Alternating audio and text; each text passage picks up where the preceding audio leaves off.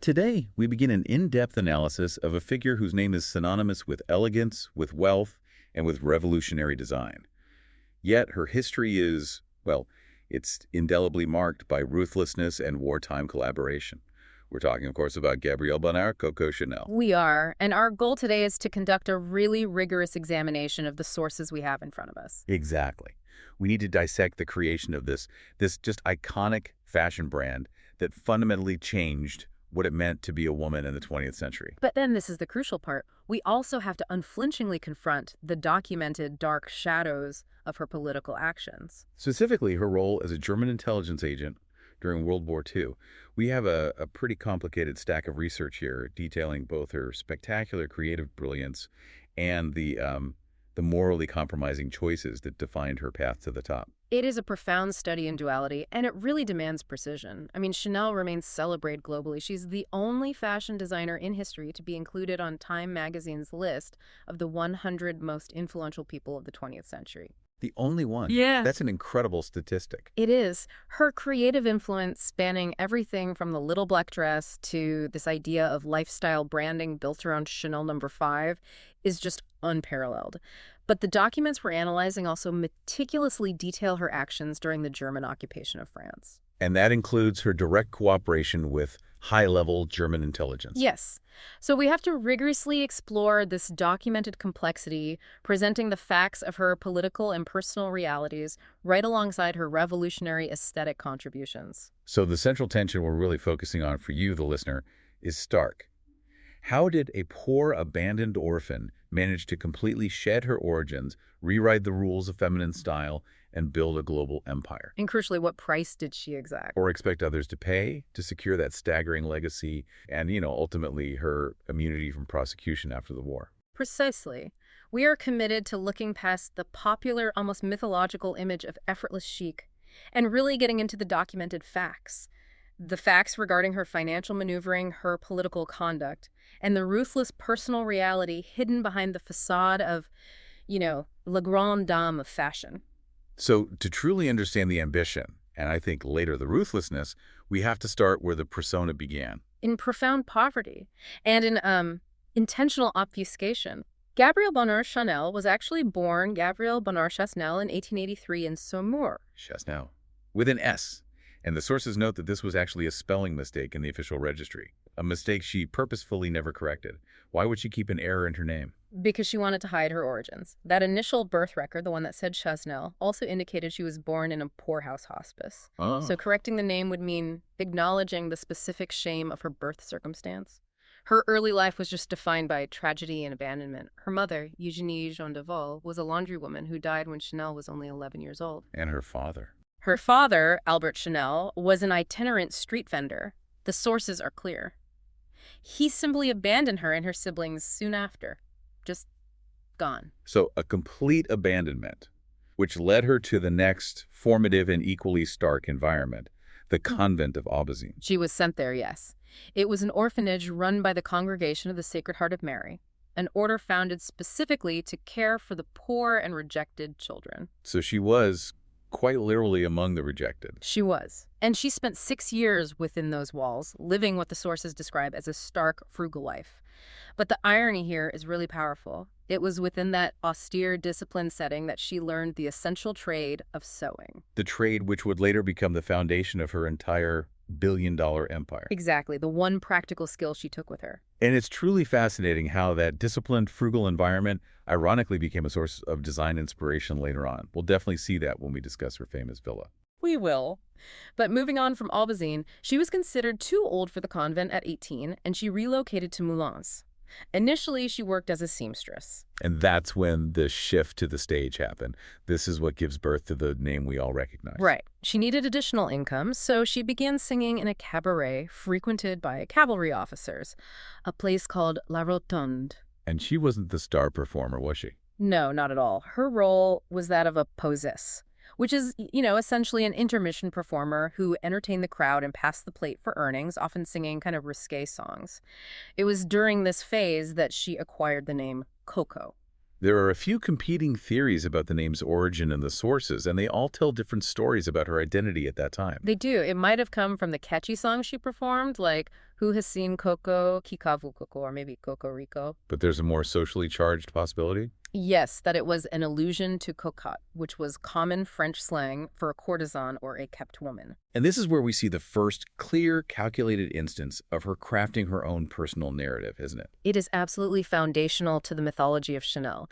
When she was already famous, she often later claims the nickname was given to her lovingly and innocently by her father, Albert. A narrative that's far more respectable than having earned it as a cabaret singer, or worse, as an allusion to a courtesan. Exactly. This pattern of fabricating details to sanitize her humble or scandalous origins is a constant throughout her life.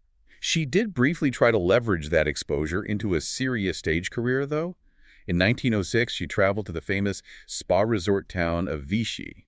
She was hoping to find success in its theaters and concert halls. She tried, but the sources are quite clear that her singing voice was marginal. It lacked the power or the unique quality needed for professional stage work.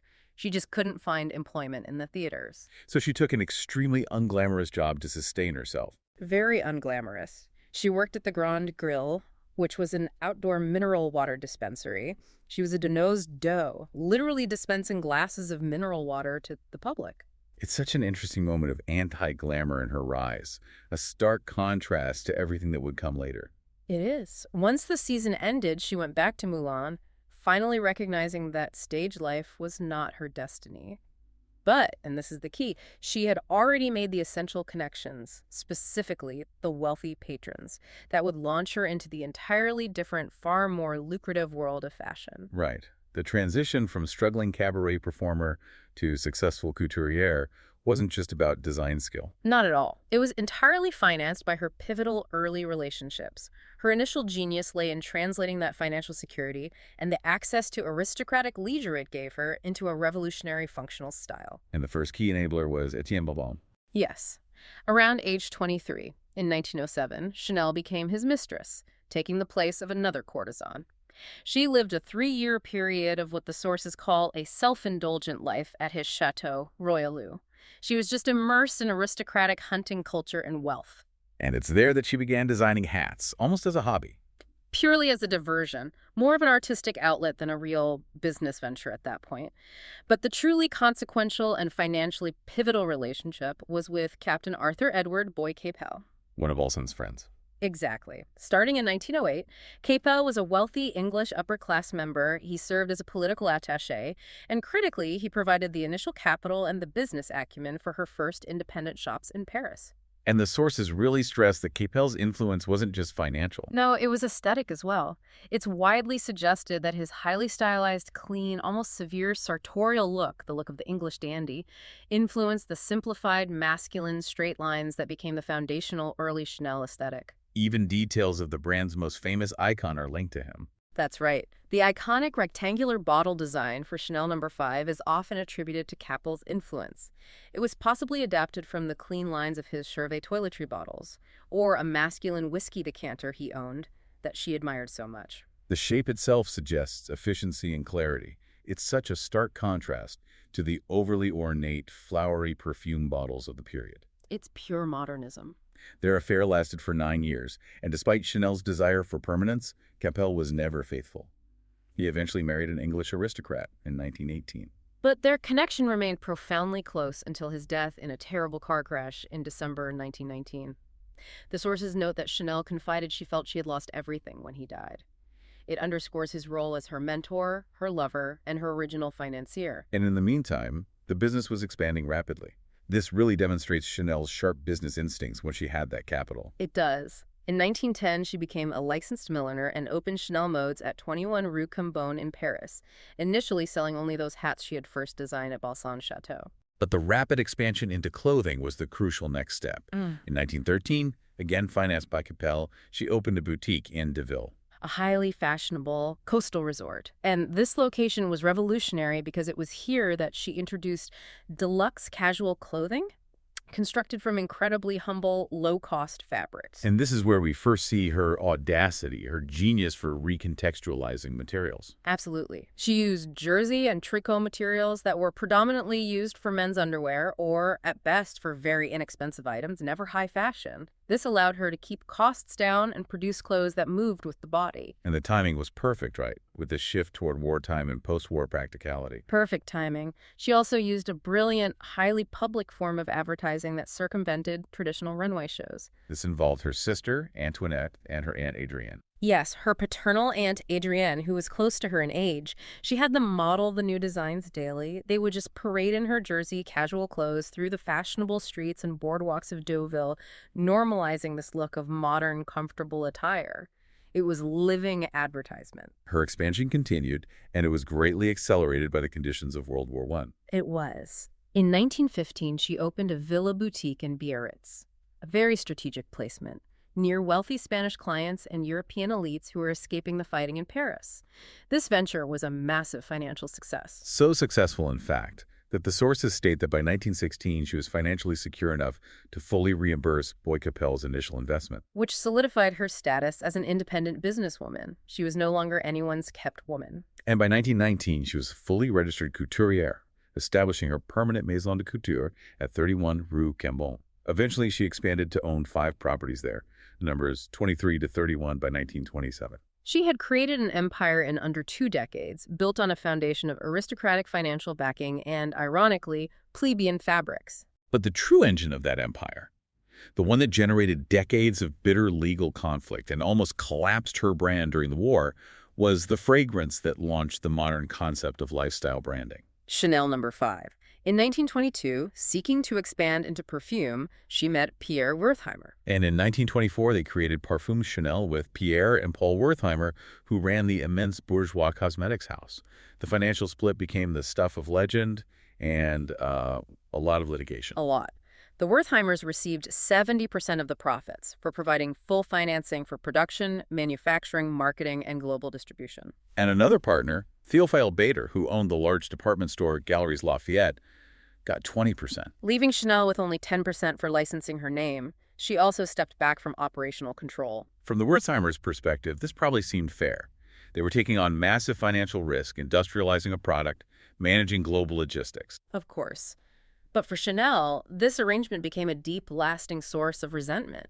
And not just because of the money she made, which was substantial, but because of the control she ceded. Right. She later referred to Pierre Wertheimer as the bandit who screwed me. It underscores a crucial aspect of her personality. Her desire for total control over the image and output of her brand trumped even financial gain. She could not tolerate sharing the ownership of something that had her name on it. Yet, regardless of the internal conflict, the introduction of Chanel No. 5 in 1921 was revolutionary.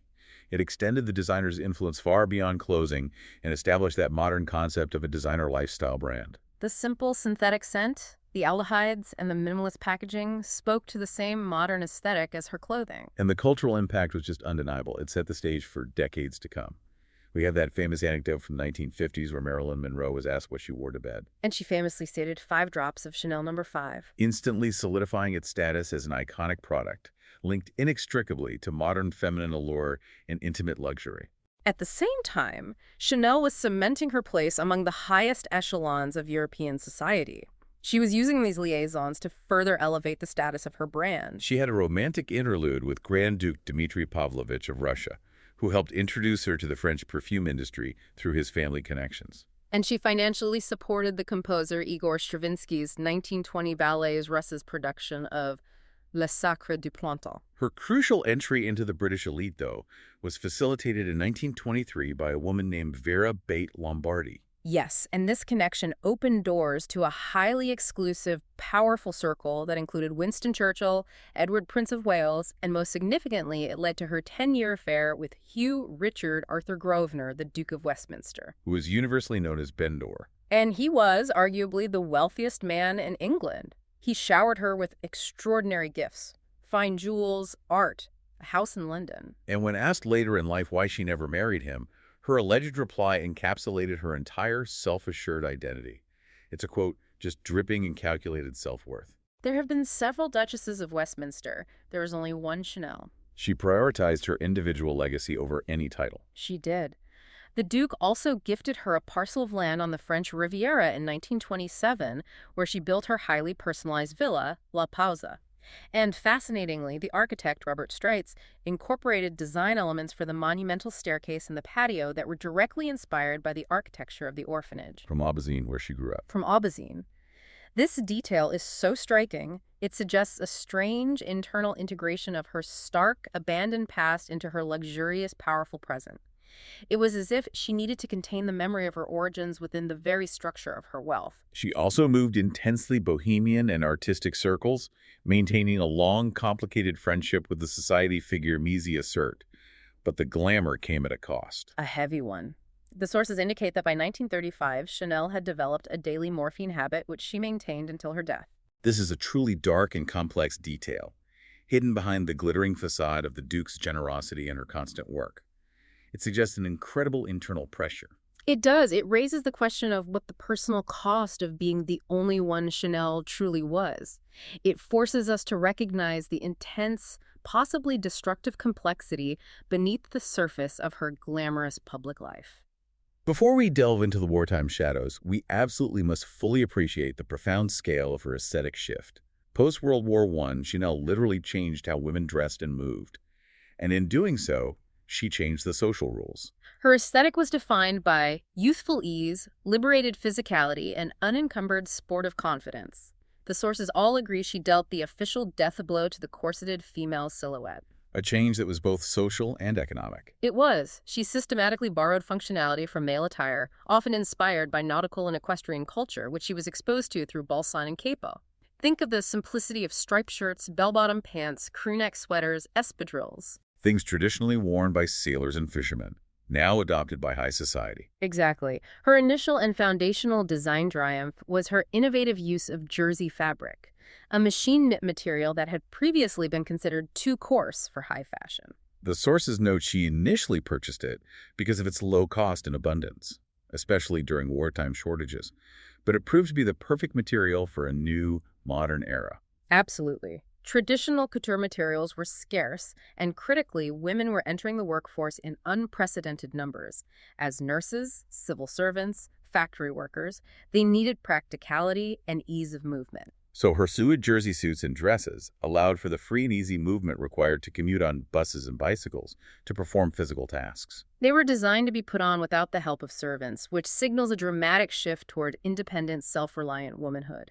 This wasn't just fashion, it was a response to the great social restructuring of the era. That concept of practical luxury really culminated in the most enduring symbol of the brand, the Chanel suit. First introduced around 1923, it was explicitly designed for comfort, using supple, light tweed or boucle, often chosen for its texture and resilience. And the construction details are so meticulous and functional.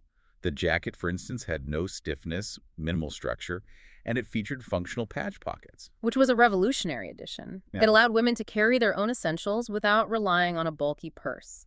The jacket was cut straight, without bust darts, ensuring quick and easy movement. There's also that hidden detail that demonstrates this functional obsession.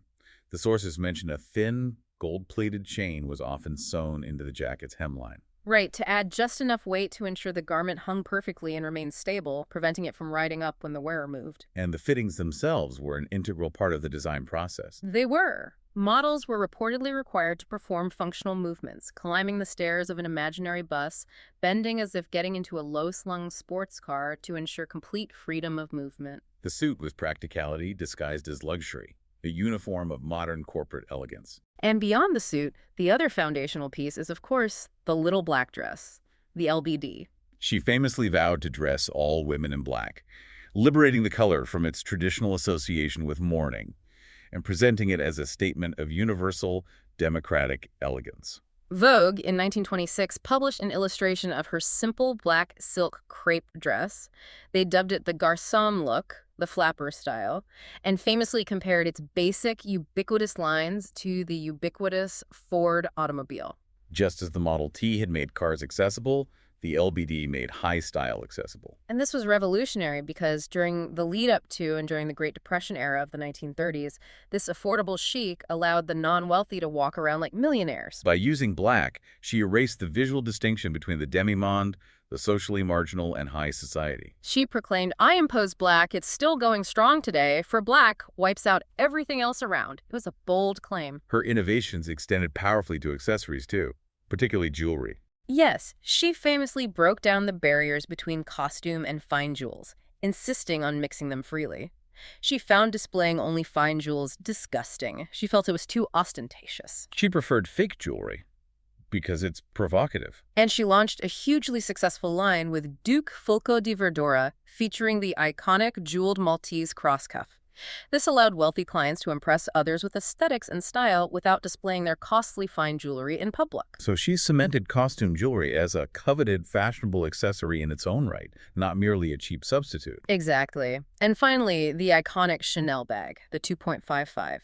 She introduced a version with a thin shoulder strap in 1929, inspired by soldiers' functional bags, and updated it significantly in February 1955. And the design, much like her villa, carried subtle but powerful references to her childhood. It did. The quilted exterior, for instance, was influenced by the protective jackets worn by jockeys, connecting back to her equestrian days with Balsan. And the burgundy lining referenced the uniforms worn at the convent of Aubazine. And most pointedly, the chain strap, which allowed hands-free carrying, echoed the chatelaines' long chains used to carry keys and thimbles worn by the orphanage caretakers she remembered from her youth. So every functional detail had a hidden biographical meaning. It did. We should also quickly note the profound cultural shift she championed regarding suntans. While on the Duke of Westminster's yacht in 1923, she accidentally got sunburned and simply rolled with it, normalizing the tan publicly. Right. Previously, milky skin had traditionally denoted aristocracy, those who did not need to work outdoors. And Chanel turned the tan into a new status symbol, denoting a life of privilege, of yachting, and of leisure. So now we must transition to the period where her public actions and political life diverged most sharply from her design legacy, the late 1930s and World War II. Her couture house was a lucrative business, employing approximately 4,000 people by 1935. But when war broke out in 1939, she made the controversial decision to close her shops. Her official reason, the one that was widely publicized, was that it was not a time for fashion. But certain biographers suggest a far more ruthless and personal motive. This action resulted in 4,000 female employees losing their jobs. And it may have been an act of calculated retaliation against the workers who had participated in the general labor strikes for better conditions in 1936. So this suggests her ruthlessness extended beyond her romantic life into labor relations. It's a very harsh move. During the German occupation, Chanel took up residence at the ultra-exclusive Hotel Ritz in Paris, which was the preferred headquarters for high-ranking German military staff and collaborationist French officials. It was here, in this intensely political and morally compromised environment, that she began a romantic liaison with Baron Hans Gunther von Dinklage. And Dinklage was not just a civilian lover. No, he was a German aristocrat, a diplomat, and, crucially, a highly placed military intelligence operative working for the Abwehr German military intelligence. Living with a high-ranking German officer at the Ritz solidified her proximity to the occupation command structure. This brings us back to the Wertheimers and the massive financial battle over Parfums Chanel. The war provided Chanel with a political opportunity she could not ignore. Identifying as an Aryan under Nazi law, she saw the seizure of Jewish-owned property and businesses, the Aryanization policies, as a chance to finally gain the total control of her company that she had craved since 1924. The sources confirmed the ruthlessness of her pursuit. In May 1941, she formally wrote to German officials claiming the company was legally abandoned by its Jewish owners. The Wertheimers had fled France, so she demanded sole ownership. She cynically used her name to demand reparations for the prejudices I have suffered in the course of these 17 years regarding the financial split. She was attempting to exploit a horrific, state-sanctioned injustice for her own financial gain. She was. However, the Wertheimers, who were extremely astute, had anticipated Nazi mandates. They anticipated the Aryanization laws, and they had legally and preemptively transferred control of Parfums Chanel in May 1940 to Félix Amiot, a Christian French businessman and a close friend. Yes, and he was legally obligated to return the company to them at the war's end. So her plot failed during the war. Yeah. But the legal battle continued intensely afterwards. It did. Chanel hired René de Chambrun, who was the son-in-law of Pierre Laval, the highly controversial former prime minister of the Vichy collaborationist regime, to sue the Wertheimers yet again. That association alone highlights the deep political toxicity of her post-war maneuvers. The Wertheimers realized that publicizing Chanel's Nazi affiliations, the details of Agent F7124 and her political missions, could fatally damage the highly profitable Chanel brand globally. So they sought an accommodation. A settlement. A massive financial trade-off.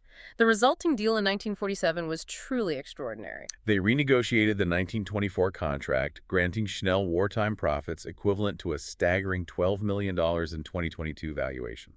Furthermore, she received 2% of all future Chanel No. 5 sales worldwide, a royalty stream that guaranteed her immense wealth for life, and in an unusual stipulation, the Wertheimers agreed to pay all her personal living expenses for the rest of her life, which secured her existence at the Ritz. This financial settlement effectively bought the silence and security that ensured her creative legacy, rather than her political choices, would define her. But the sources reveal much more dangerous activities than just financial opportunism. Much more. Declassified French police documents identified her not just as a collaborator, but specifically as a suspect, and German agent F7124, pseudonym Westminster. This links her directly and officially to German intelligence operations. We need to underscore the gravity of this official designation. We do. Biographer Hal Vaughn's research further suggests she committed to the German cause by 1941 and worked for General Walter Schellenberg, chief of the SD. The FD was the Sicherheitsdienst, the security service. It was the SS intelligence wing. This association places her collaboration at the highest, most ideologically driven level of the Nazi apparatus. And the moral weight of that is significant. After the war, Schellenberg was captured and later convicted of war crimes at the Nuremberg trials. Yet the sources confirm that Chanel financially supported Schellenberg's family, paid for his medical care, and even paid for his funeral after his death in 1952. Her unwavering support for a convicted war criminal is a chilling testament to her political allegiance. We must acknowledge the profound injustice and suffering caused by collaboration and war crimes actions from which she sought to personally benefit. Her most prominent documented mission was codenamed Operation Modellet. Operation Model Hat, a scheme devised by Chanel and Schellenberg in late 1943 or early 1944. The sources confirm Schellenberg had a known weakness for unconventional, often fantastical intelligence schemes. And this was certainly unconventional. The premise relied entirely on her social connections. The goal was for Chanel, leveraging her pre-war friendship with Winston Churchill, dating back to her time with the Duke of Westminster, to act as a messenger from Hitler's foreign intelligence. The objective was to persuade Churchill to negotiate a separate peace with the Germans through a secret channel. To carry out this plan, they recruited Reshaped Lombardi, the same woman who had introduced Chanel to the British elite decades earlier, as a courier. Lombardi was reportedly unaware of the full machinations, of the true political nature of the mission. She traveled to Madrid to deliver a letter from Chanel to Churchill via the British Embassy. But the mission completely collapsed in spectacular fashion. Upon arrival in Madrid, Lombardi, whether through genuine patriotism or fear, proceeded to denounce Chanel and others to the British Embassy as Nazi spies. This direct evidence of her involvement in a high-stakes political operation aimed at influencing the Allies is critical proof of her collaboration. It's damning evidence. And yet, despite this overwhelming evidence, after the French liberation in 1944, Chanel was briefly interrogated by the Free French Purge Committee, the Epuration. The Provisional Government's commission established to cleanse the country of collaborators. And she was released. Due to a stated lack of documented evidence, she immediately fled to Switzerland to avoid further charges. It's a remarkable escape from justice. Before fleeing in a final, audacious public relations maneuver, she left a note in her store window offering free bottles of Chanel No. 5 to all arriving American GIs. The question of her immunity is really central to her historical narrative. Chanel's grandniece claimed Chanel said, "Churchill had me freed." And historical speculation is rife that Churchill intervened to protect her. The theory suggests that forcing Chanel to testify might have exposed the pro-Nazi sympathies of certain high-level British officials, society elites, or even members of the royal family. Which would have been politically devastating for the Allies at that moment. Exactly. The sources confirm this was a massive subject of contemporary gossip and speculation. A 1949 investigation saw Chanel deny all accusations and offer a character reference from Duff Cooper, the British ambassador, which strengthened the widely held belief of high-level protection. We do have to address the conflicting accounts that emerged much later. A purported French resistance membership card for the Eric network belonging to Chanel was recently found. It was. However, a historian disputes the evidence, noting the card was issued in 1957, years after the war, and lacked supporting witness evidence of any meaningful resistance work. The overwhelming historical documentation points to her status as Agent F7124. So, regardless of that later disputed claim, the facts regarding her core conduct remain clear from the declassified documents. They do. She ruthlessly used her Aryan status to attempt to seize Jewish-owned assets. She worked as an agent for high-level German military intelligence, and the sources document that she harbored a vicious antipathy toward Jews, intensified by the anti-Semitic views of her high society associates, including the Duke of Westminster. This history is inescapable, and we have to acknowledge the profound injustice felt by victims of collaboration that she never faced charges for her documented actions. Never. Following her escape, Chanel lived in Switzerland for several years, partly with von Dinklage, before deciding to make one of the most audacious comebacks in the history of fashion. She sold her famous Villa La Pausa in 1953 and returned to Paris. Her motivation for relaunching her couture house at over 70 years old was clearly fueled by intense dissatisfaction with the post-war aesthetic championed by male designers like Christian Dior. She famously scorned the new look, calling its aesthetic illogical and repressive. She cited the waist cinchers, patent bras, heavy skirts, and stiffened jackets as a return to the corseted female silhouette she had spent her career trying to destroy. She was determined to re-enter the fashion world and liberate women all over again. And in one of the great historical ironies, her comeback in 1954 was fully financed by Pierre Wertheimer, The very man she had battled and attempted to seize assets from during the war. Their relationship was financially productive, even if deeply complicated personally, illustrating the dominance of business interests over wartime animosity. The initial reception was highly divided. The French press was cautious, even hostile, primarily due to the undeniable controversies surrounding her wartime collaboration. But the American and British press hailed it as a genuine breakthrough, focusing on the return of practical chic. Bettina Ballard, the influential editor of American Vogue, was a powerful advocate. Very powerful. She promoted the new collection heavily, featuring the model Marie-Helene Arnault wearing a navy jersey mid-calf suit. This exposure led to an immediate influx of crucial orders from the U.S., which essentially salvaged her reputation and career revival. It demonstrates the American market's power to redefine a European legacy. It does. In her final years, she became increasingly tyrannical and famously demanding of her staff. Though she maintained a few close friendships, including with the dancer Jacques Chazot and the socialite Aimé de Hirin, with whom she often strolled through central Paris. She remained an intensely private and ultimately a lonely figure. Very lonely. She died on January 10, 1971, aged 87, at the Hotel Ritz, the place she had resided for over 30 years, both during the German occupation and in her final decades of wealth. Her final words, starkly simple, were reportedly to her maid. "You see, this is how you die." Her funeral was attended by numerous luminaries from the art and fashion world, including Salvador Dali and Yves Saint Laurent, with her models occupying the first seats. However, the planned Heroes Tribute, organized by the then First Lady of France, Claude Pompidou, was quickly curtailed. It was. French intelligence agencies released damaging documents outlining her extensive wartime involvements. Her death brought a final public confrontation with the shadow she had spent decades trying to suppress. So ultimately, the complex portrait we have drawn today reveals a genius rooted in functional adaptation. Chanel's brilliance lay in taking functional, practical fabrics like jersey, previously used for underwear, and comfortable utilitarian forms like the little black dress and the practical suit, to create a sense of practical luxury, confidence, and freedom for women. This was a true creative revolution. But the sources undeniably reveal that her ambition was unbound by typical moral constraints. Her willingness to engage in high-level collaboration for personal financial gain, attempting to seize Jewish-owned assets, and supporting a convicted war criminal, all these actions are an indelible part of her documented story. And the sources indicate that her reported anti-Semitism was sharpened and encouraged by her high society associations, especially the Duke of Westminster, who was an established anti-Semite. Considering the immense enduring influence she holds over global fashion and culture, we are left with a significant question. How should we reconcile the brilliance of her creative legacy, the undeniable liberation she offered women through design, with the darkness of her documented political alliances? What responsibility do figures of cultural prominence have for the moral dimension of their private and political actions, particularly when those actions caused immense harm? A question without an easy answer. Thanks for listening.